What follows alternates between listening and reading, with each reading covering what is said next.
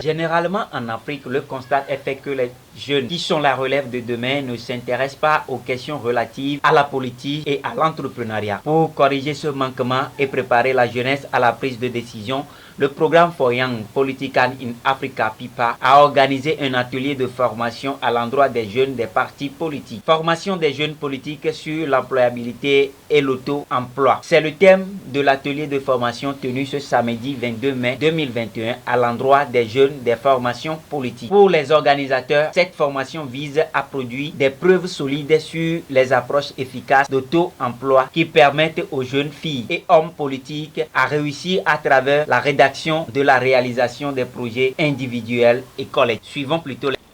Nous allons présenter les quelques activités réalisées par le réseau depuis Chamida Classe. Le RJPAO est un acronyme. L'acronyme qui signifie Réseau des jeunes politiques de l'Afrique de l'Ouest, section commune. Le réseau est composé des jeunes issus de 6 partis politiques du Togo, à savoir le CAR, l'ANC, l'ADI, l'UF, le MCD et l'UNI. 6 partis politiques. 6 partis politiques. C'est des jeunes qui sont formés par le programme For Young Politicians in Africa, toujours appelé PIPA.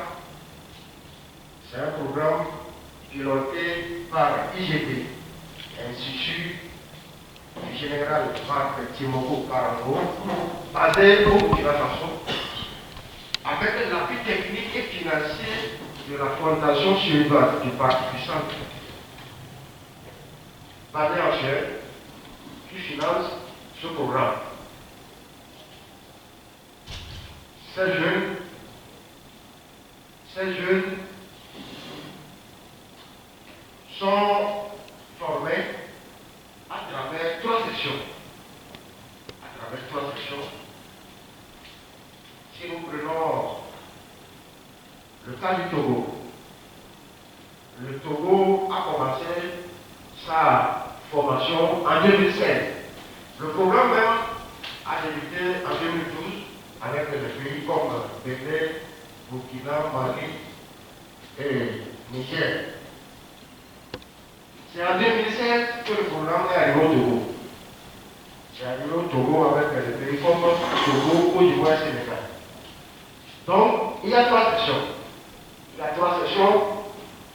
La première session, en 2016, s'est déroulée au Bénin. Ensuite, il y avait un souci de... Normalement, ça s'est passé au Togo, mais il y a un souci de local. Donc, on a délocalisé ça sur le Bénin. Après le Bénin, c'est Sénégal et la Côte d'Ivoire. En 2017, pour la deuxième promotion, c'est-à-dire, il y a plusieurs promotions. Il y a la promotion 2016, qui est composée de 6 partis politiques. La promotion 2017, également avec ces 6 partis politiques. Promotion 2018, avec ces 6 partis politiques. Et promotion 2019. Nous avons 4 promotions au Togo. Et la seconde promotion a suivi sa première formation au Togo ici, après le Sénégal et après le Côte d'Ivoire. La troisième promotion a suivi sa première session au Sénégal, sa deuxième en Côte d'Ivoire et sa troisième session au Togo. La promotion 2019 est composée des pays comme le Burkina, le Togo, Côte d'Ivoire, c'est 3 mois. Okay. La promotion 2019 est composée du Togo, Côte d'Ivoire et Burkina. Donc, le programme pour le moment s'est arrêté sur la promotion 2019. J'ai arrêté sur la promotion des journalistes. Et tous ceux qui ont participé au programme sont appelés les alumni. Alumni signifie les anciens. Ceux qui ont déjà suivi un truc, on appelle les alumni, les anciens. Nous sommes les anciens. C'est nous qui formons maintenant le réseau des jeunes politiques de l'Afrique de l'Ouest section Togo. Puisqu'il y a plusieurs réseaux. Il y a le réseau du Burkina, le réseau du Bénin, le réseau de la Côte d'Ivoire, le réseau du Sénégal, le réseau du Mali. Et nous sommes le réseau du Togo. Nous sommes le réseau du Togo. Et le réseau a commencé ses activités en 2016. Dès la fin de leur troisième session, ils ont créé le réseau. À ce moment, moi, je fais partie de la promotion 2017. On n'était pas dedans. C'est le coordonnateur qui a dirigé le réseau. M. Mouta Mouni, qui va vous présenter le premier module. C'est lui qui a dirigé le réseau. C'est lui qui est le premier coordonnateur. Et actuellement, après son mandat, nous sommes rentrés dans le réseau après 2018 et 2019. C'est M. Cyril Pépin qui est l'actuel coordonnateur du réseau. Son mandat n'est pas encore terminé. Sa première activité consiste à aller rendre visite aux enfants démunis basés à Kakabéli. Et le réseau a apporté leur soutien à ces enfants. Après, nous avons lancé une grande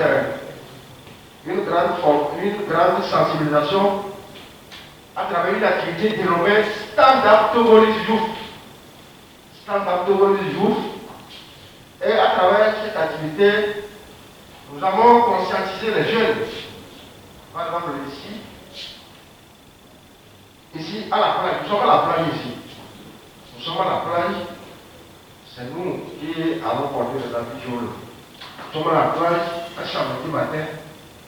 On a sensibilisé les jeunes à s'approprier de la chose politique, à faire de la politique, puisque la politique est tout. On les a conscientisés. C'était notre objectif.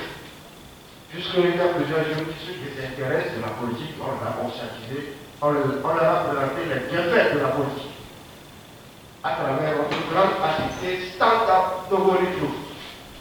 Toujours dans cette activité, ici l'image là, c'est la première secrétaire du réseau ça. Elle s'appelle Ali, elle est du MCD. Nous sommes dans les locaux de l'IEC. On a sensibilisé les jeunes étudiants. Les jeunes étudiants, les filles, c'était le 8 mars 2018. On les a sensibilisés à faire la politique. Les jeunes étudiants de l'IEC. On les a rassemblés dans leur grande salle. Dans leur grande salle de réunion. Et la prise de conscience a été arrivée par des grandes dames. Au milieu, c'est Madame Athieu Méaniel. Ici, c'est une dame de l'Asie. Et là-bas, c'est une dame de l'Uni également. C'est eux qui ont animé la conférence. Toujours sous l'égide de M. Moumouni. Après ces deux activités-là, le RJPAO à l'endroit des jeunes des partis politiques membres du réseau. Merci beaucoup d'être là.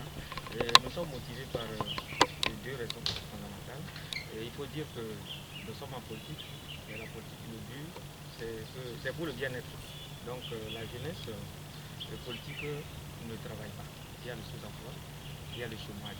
Donc notre mission aujourd'hui, c'est de sensibiliser les jeunes à travailler, à penser à l'auto-emploi, à penser à l'initiative privée. Et là, on aura une indépendance vis-à-vis de nos cadres politiques. Parce que dans ça, chacun trouvera son pain quotidien. Voilà.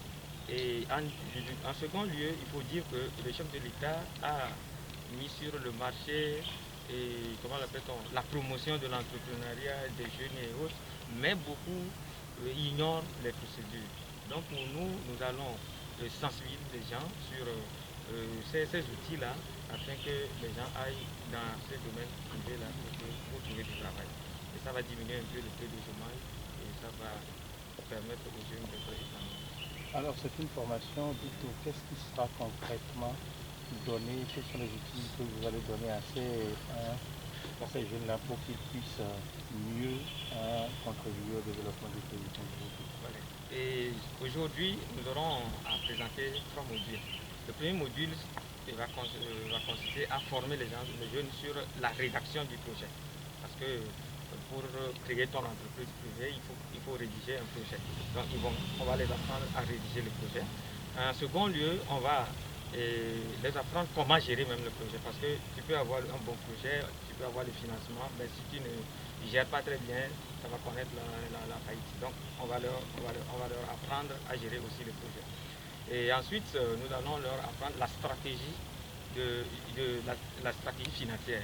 Parce que le projet, l'entreprise est créée, maintenant il y a la stratégie avec laquelle il faut gérer cette entreprise-là pour que ça ne connaisse pas la faillite. Donc c'est les 3 modules qui seront dispensés avec les jeunes. Alors depuis que le RJPAO existe au Togo, qu'est-ce que vous avez pu faire pour pouvoir relever ce défi lié à l'auto-emploi et à l'employabilité? En réalité, vous voyez très bien que c'est rare de trouver les acteurs politiques et aller former les gens sur l'employabilité ou bien sur l'emploi et autres.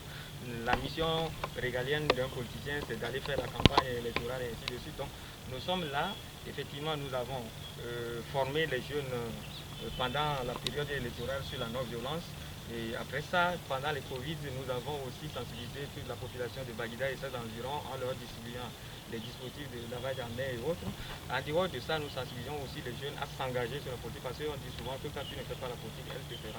Et donc, nous avons fait plein de travaux, mais nous avons constaté qu'il y a un phénomène, c'est-à-dire que nous, au lieu de s'engager sur le plan idéologique, maintenant on s'engage parce qu'il y a de l'argent ici, on trouve des mercenaires dans la politique et aujourd'hui il fait campagne avec X, il fait en même temps avec Y, ça veut dire qu'il n'y a plus d'idéologie.